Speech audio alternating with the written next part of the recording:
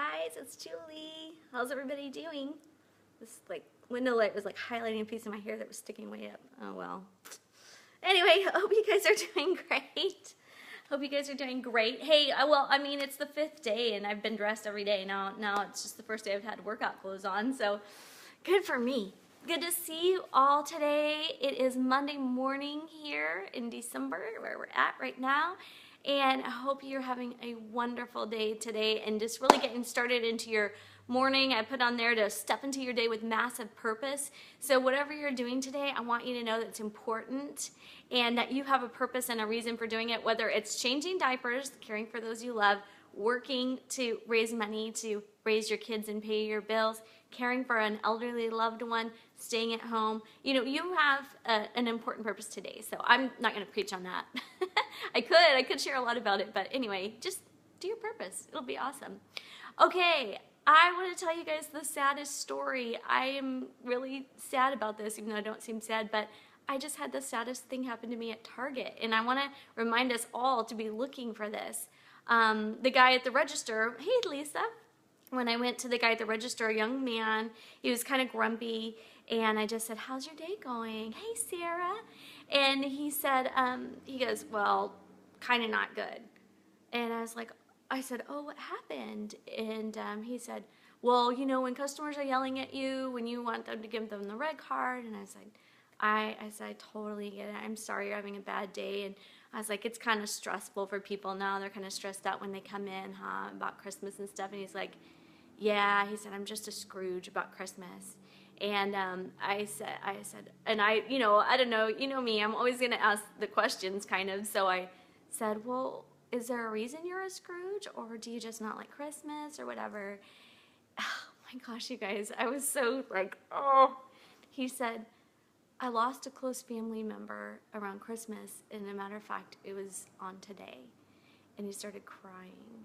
And that's my checker checking me out, and I just felt so I crumbled inside, because here he is crying and wiping away tears, and he's got to help the next person, and they probably didn't hear our conversation, and so I literally had to leave him alone. I just wanted to hug him and pray for my recovery from my illness. Oh, Lisa, have you been sick?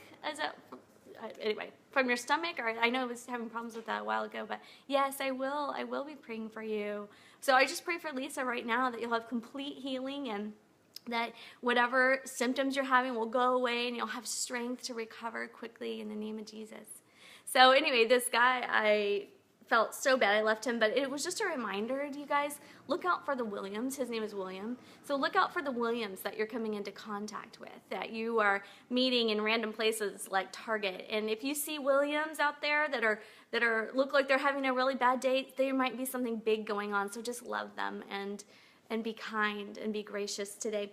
All right, today we're talking about family and the holidays. You are joining our simple holiday series, tip number 5. We talked about shopping, standards, traditions, gifts for the kids, and today we're tackling a tough topic, family. So you might have the kind of family where you go and everything's great, everybody gets along, and it's awesome. That is awesome. That is so good. I'm so happy if you have that. Or you might have the kind of family that grows up, and when you go to the house, you know you're going to get in a fight, and you know that things are going to end badly, and it's stressful for everybody to come over, and so my husband grew up with one house that he would go to, and every time he went, there would be in the yelling and knockdown, drag out fight, and everybody would end up going away mad at each other at the end of the night. And he's like, oh man, every year you just knew that was gonna happen, So it makes the holidays hard and full of tension when those things are happening. And, we can even feel disappointed. Have any of you guys felt disappointed ever before? Because, for me, I remember, this was a few years ago, but I walked away from something, and I was literally crying. It was a family thing, and I walked away, and Damien's like, what's the matter? And I said, I'm just so disappointed. I wasn't disappointed in them. I was disappointed in myself. I just thought that you should be able to get along with everybody, and that it should be easy, like it is in the Waltons' holiday Christmas, right? Good night, John Boy. Good night, everybody. And everybody gets along. And then all of a sudden I had this realization, and this is what I want to share with you, that, in life, we're put in families, and the families are to grow us, because there's all different kinds of personality types, even between you and your children, different personality types. That is probably the one thing that grows me the most as a parent, is dealing with different personality types. But it's meant to grow you. And so when you're in a family, you didn't choose the people that you were going to be around, right? And some of them, if you were didn't know each other and you were strangers, you might not even be friends with them, because they wouldn't be someone that you would click with.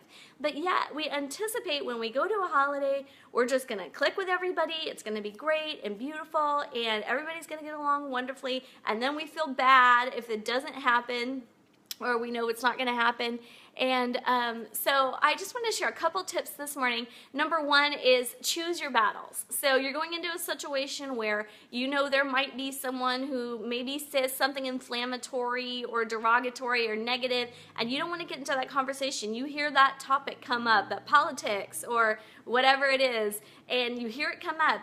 Choose your battles wisely. You don't have to jump in onto every conversation. You don't have to engage with them when they say something rude even to you, or something hurtful, or something about something that's going to cause a big argument. You don't have to engage with that. Choose your battles wisely. So when you go into that situation, you're going to be the peacemaker. So you're going to be the one that's going to just stay calm, and you're going to keep peaceful, and you're going to be the one who just I'm sorry, my text keeps coming up.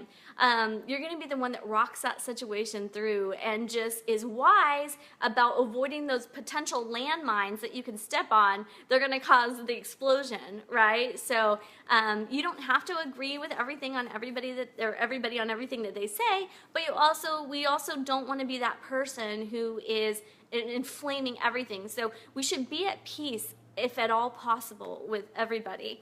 And the second thing that I wanted to say, the second tip is, my mom always says this to me, and I think it's a brilliant idea. She says, keep your expectations low and your acceptance high. So a lot of times we expect things from people that they can't give us, and then we get mad because they can't give it to us. But what if instead of having all these expectations of, I hope it goes great, I hope it's fine, what if we just said, keep our expectations low? So okay, I'm going to go in there, I don't know what's going to happen. And then what if we kept our acceptance high with that person? Wow, they really greeted me in a friendly way. And that was the best thing that you could take away from that day. But yet you took that away instead of, man, I hate that they didn't talk to me when we were eating dessert, or whatever. So it's all about perspective. Keep your expectations low and your acceptance high in all of those family matters. And I think that's going to help bring you a lot more peace. And of course, put love on, you guys. We are called to love each other deeply and from the heart. So when you go to these things, put love on. Let love be your motivation for communicating with people, for caring about them. You don't have to, approve of everything they do, but you love them as a person, right? You don't have to engage in everything that they want to engage in, but you can still love them, even if it's from a little far back, a little close up, either way. So just put on love and love each other deeply and from the heart. And then the other thing I mentioned in my comments was a marriage book. People ask me all the time, do you have anything to read on marriage? And I'll be honest, I don't actually read a lot about marriage. And the reason why is because we've been sitting under such good teaching about marriage for a long time. I should probably, but I finally have a book to recommend for you guys for marriage. That is this book called Togetherness. It's by Will Lake, and he's my pastor, and he wrote this book. I'm telling you, I'm reading this. When you read it, if you were having marriage trouble and you said, hey, Will, can I come sit in your living room? And you went to his living room, this is exactly what he would say to you. I can tell, it's in his voice. It's very conversational. And I love that he draws on a lot of different topics. Resources. So he's got stuff from books and articles. And I love that when authors do that and they're really drawing on a wide source of stories and knowledge. So that is this, and it has a lot of really good tips for staying together and increasing that togetherness in your marriage and that intimacy in your marriage. Some of you guys know our second anniversary I was ready to walk out. We had a terrible marriage. It was really bad. And so I was planning on leaving, and just at the last minute, you know, one of our pastors said to Damien, hey, you're about to lose your wife. And from that point on, we tried really hard to make it work. It took a long time. But it's a lot of the principles that are in here are a lot of the things that saved our marriage, like being on the same team. We always try to remember that, even when we're disagreeing. We are on the same team. We are not fighting each other. We are fighting for each other. Like, that's one great principle that you can always take away to help you solidify your marriage. Also, communicating and communication, how to do that well, what she needs and what he needs. Those are like really good principles that are all found in this book. So I would definitely check this out. It's on Amazon, and I highly recommend it. It's called Togetherness. I'll do another book review on it, but I just wanted to get this into your hands today. Order it, Amazon Prime, you get it in 2 days. All right, see you guys later. Have a wonderful day, and remember to look for all the Williams in your life today. Look for those who are going through hard times, and yeah, that's my story. Poor little William. Anyway, pray for him. But anyway, I hope may your minds be fierce and your hearts strong.